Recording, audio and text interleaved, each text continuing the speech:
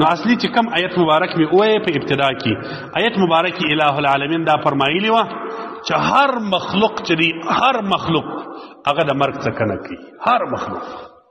خو الہ العالمین الپتاسو کې کامیاب څوک هغه څوک دی فمن زحزح عن النار که چا ځان د اور د جهنم لري کی کامیاب هغه سړی دی و ادخل الجنه که څوک پتاسو کې جنت ته داخل سو بس دا کامیابی ده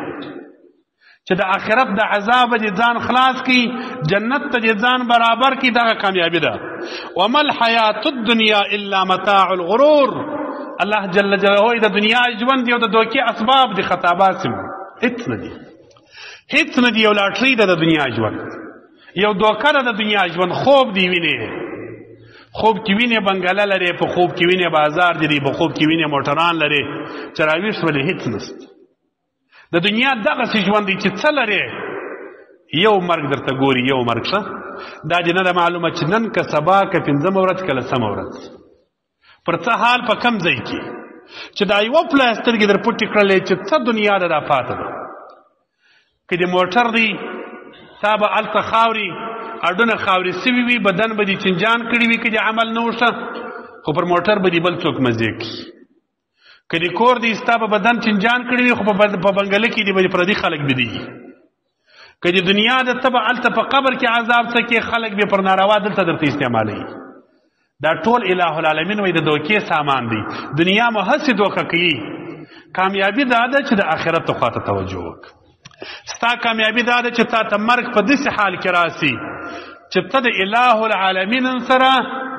په شغل باندې اخته یې ګوره دا د کامیابی دی سعادت دا دی نبی کریم صلی الله علیه وسلم وایي چې یو سړی ته مرګ په داسې وخت کې راسي چې دی کلمه د لا اله الا الله محمد رسول الله پر خوله ووایي د الله پیغمبر صلی الله علیه وسلم وایي که چا دا کلمه په خوله کې و مرګ رالی دا جنتي دی نبی علیه السلام وایي تا ته د مرګ په داسې حال کې راسي چې ته د الله په عبادت کې پر لمانځه ولاړ یې په مسجد کې ناست یې سر دې پر سجده پروت وي الله مرګ درته راوړي امام ابو حنیفه رضی الله تعالی عنہ امام الائمه امام المجتهدین امام المحدثین فخر الامه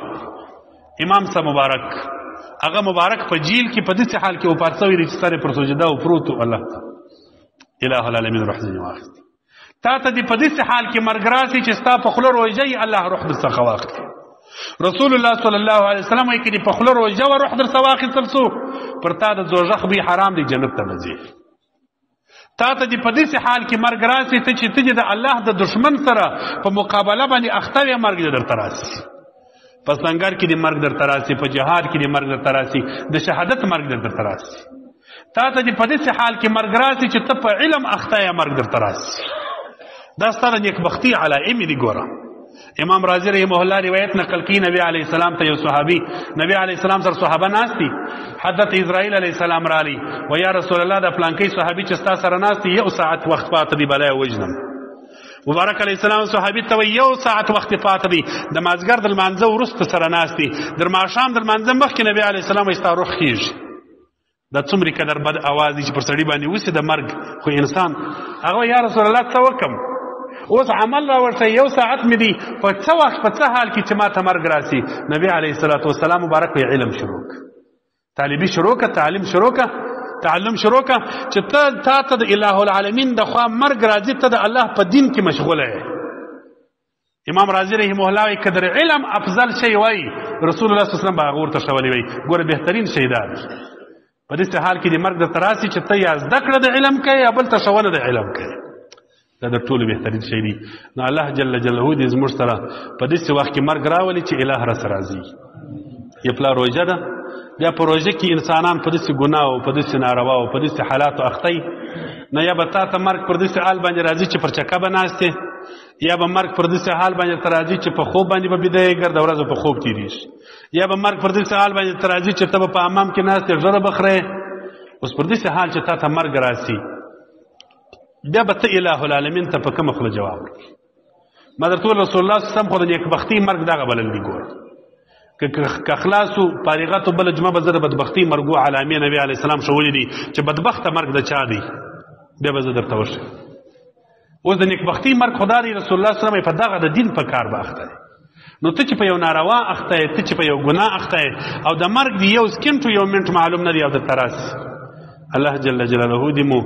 مرګ او خاتمه اخره خاتمه پر ایمان کې در ټولو ډېر خواسته دی کوي ګوري چې الهي اخره خاتمه پر ایمان کې الله د بدې خاتمې مو وساتي که د دنیا کې څه نیک اعمال کړي دي ګوري چې هر څه دي کړي دي ټول عمر به دې ستړي کړي وي که اخره خاتمه خرابه سول دی د دوزخ دی او که دې په دنیا کې څومره قدر بدی او ګناوي کړي وي ګوره که د اخره خاتمه سمه سول دی د جنت دی ځکه نبی کریم صلی الله علیه وسلم هم دا دعا کول الهي زما اخره کلمه خاتمه پر دې کلمې کې چې لا اله الا الله محمد رسول الله